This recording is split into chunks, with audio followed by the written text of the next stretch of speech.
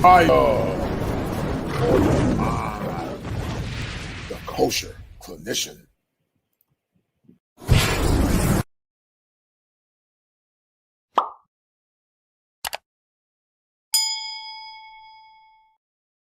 Are feminine and more or less submissive women a lost art?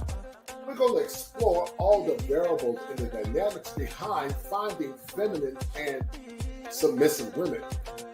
It appears that women from other foreign countries tend to exude more or less the traits that men are looking for.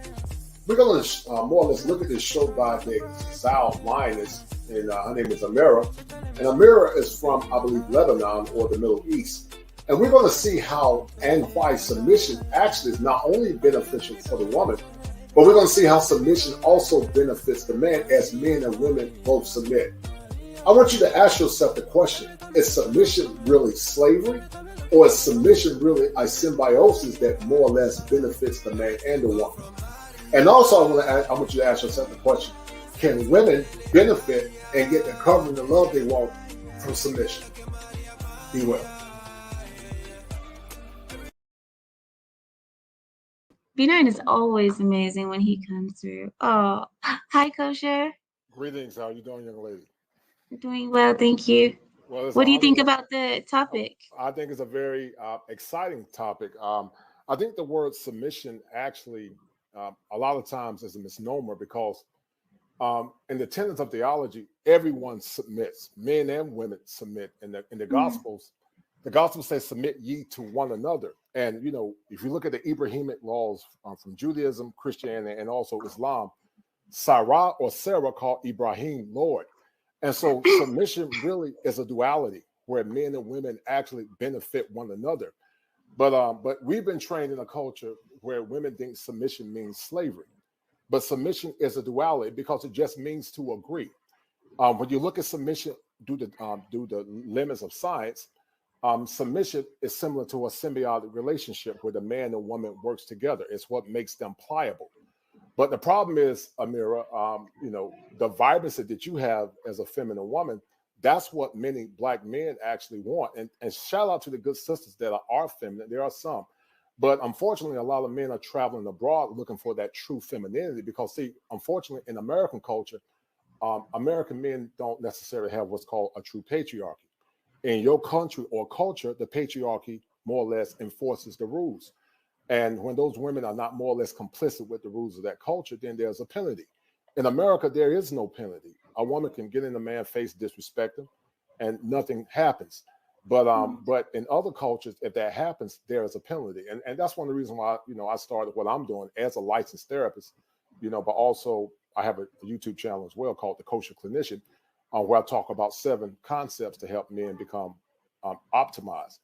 And so I think the discussion is powerful. I think men need to more or less start standing on their principle and doing what's vital to help them become better men, because the masculine and feminine is very powerful when it's synchronized together.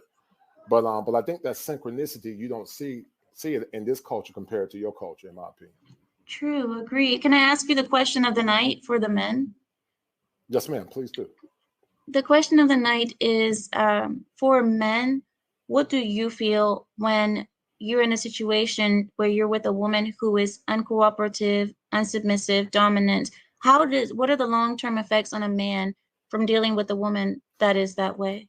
Well, that's an excellent question, and you know, and I think I've done a lot of work on my channel talking about that, but I think the long-term consequences is for a lot of men low testosterone and also quick death. If you look back once again from the tenets of theology, it actually says that a quarrelsome and a contentious woman will run a man to the rooftop. Men actually get stronger due to feminine women. And see, Amira, there was a study in the past that says that men that are married actually live longer, but that's a misnomer and a myth. Men that are in relationships with the women are feminine and cooperative actually live longer. So I say to a woman that's cantankerous and does not more or less respect the admonition of that man, then I think that man first should go through prescriptive guidelines to warn her of the error of her way. But if she does not adhere, I think he needs to come up with an exit strategy to eventually get rid of her. Because see, in other countries like your country, the Middle East, in countries in Africa, there's a penalty for being dishonorable to a man. And, Yes. even if you go back to the tenets of the Old Testament, sometimes the penalty was death. And unfortunately, even in your country, in the Middle East, death is still initiated sometimes to those women that don't respect their husbands. Correct me if I'm wrong.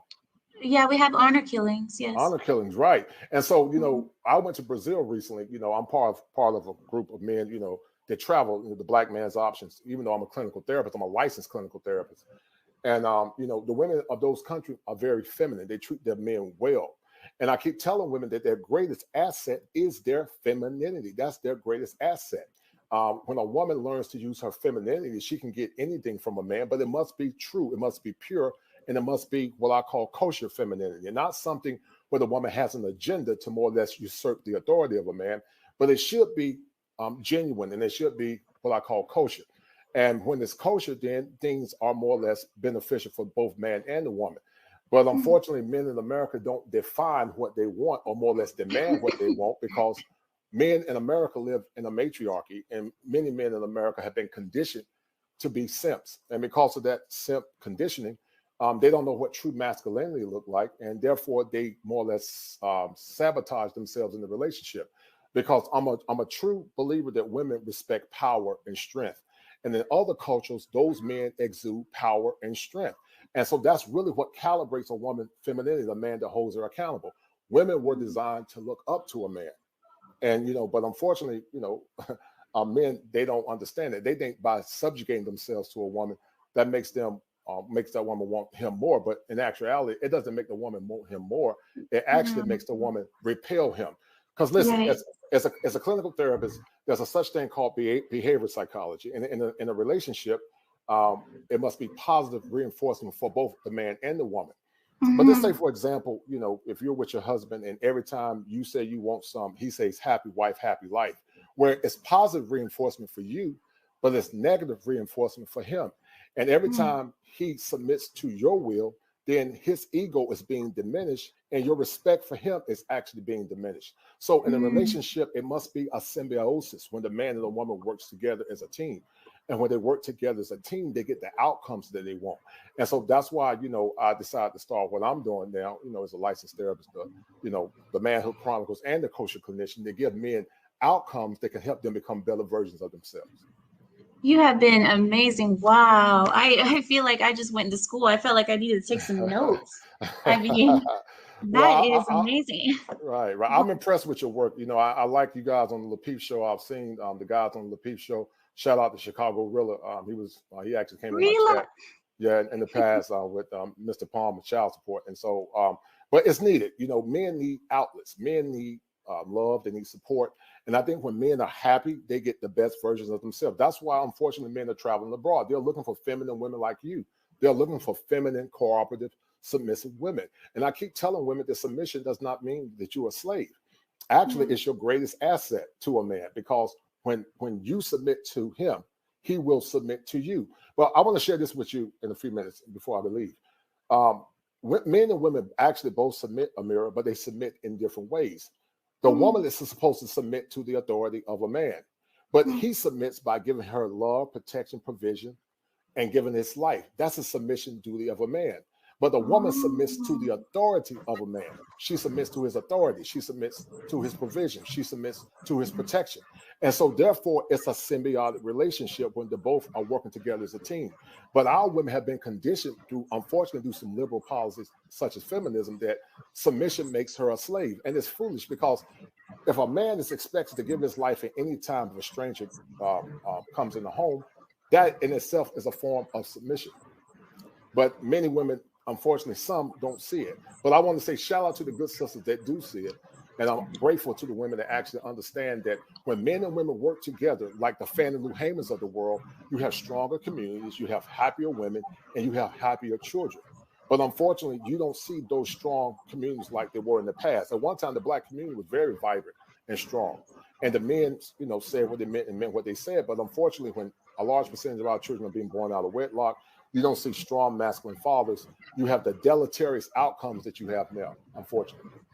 You have taught me something. I honestly didn't see it that way. The way Right. you broke it down, submission, I didn't think that well, I didn't use that word for Right. submission for men. Right. I Right. use sacrifice for men, that Right. men sacrifice and women Right. submit. But I Right. think you're right. It is a Right. form of submission, actually. Right. So yeah, Right. that Right. makes a lot of sense. Thank you for teaching me that. I Right. Right. learned Right. something. Right.